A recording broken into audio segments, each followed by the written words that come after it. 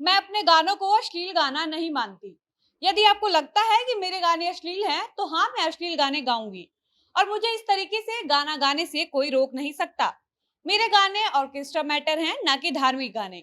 तो कोई मेरा चाहे कितना भी विरोध क्यों ना कर ले, मैं अश्लील गाना गाने से बाज नहीं आऊंगी।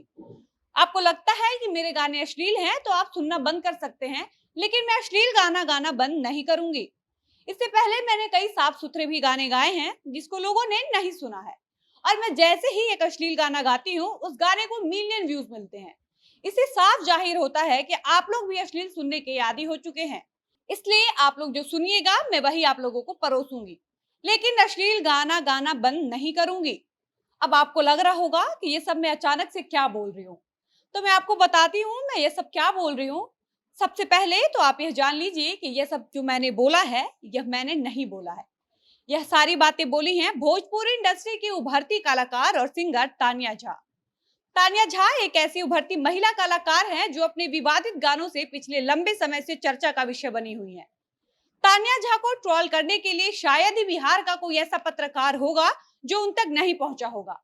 उनके गानों के बारे में आगे हम विस्तार से चर्चा करेंगे। उससे पहले नमस्कार, मेरा नाम है डॉली पांडे, मेरे साथ है कैमरामैन विशाल और आप देख रहे हैं झमाझम भोजपुरी।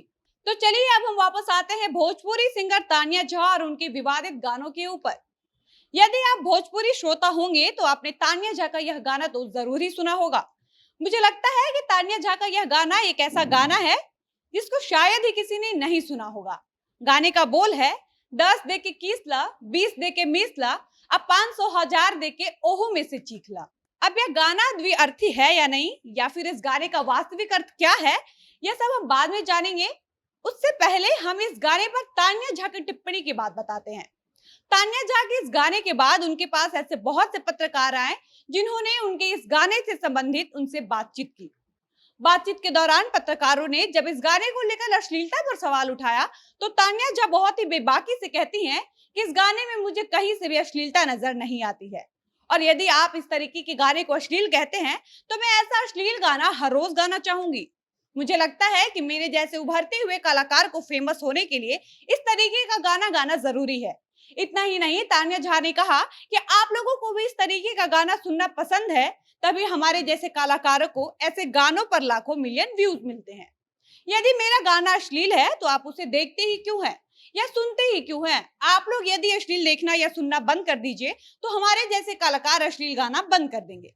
यानी इस बात से साफ है कि तान्या झा ने अपने इस गाने के लिए खुद को दोषी न मानकर बल्कि भोजपुरी दर्शकों और श्रोताओं को दोषी बताया।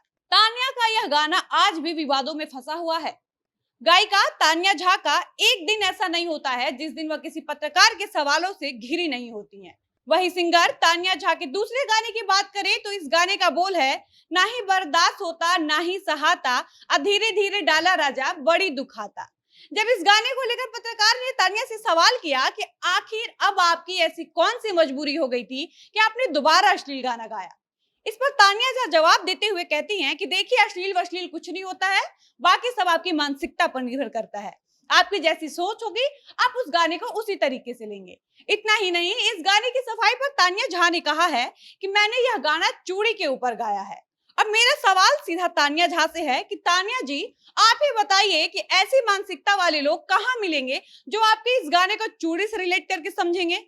इतना ही नहीं, इस गाने के आगे का लाइन है, मजा आवे जब जाता भितरिया हो, दर्द होखे ये राजा बहरिया हो। अब आप ही बताइए कि आपने इस गाने को जब पहली बार सुना होगा तो क्या आपके दिमाग में जरा सा भी कहीं चूड़ी का ख्याल आया होगा?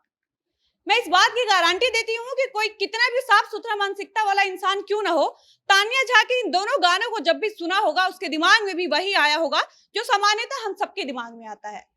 अब हम वापस बात करते हैं तान्या झा के उस गाने के ऊपर। जिससे सबसे ज्यादा वो ट्रोल की गई हैं, और यही कारण है कि वह अपने इस गाने को लेकर काफी वायरल भी हुई हैं, जिसके बोल हैं, 10 दे के मिसला, 20 दे के किसला, अब 500,000 दे के ओहू में से चीखला।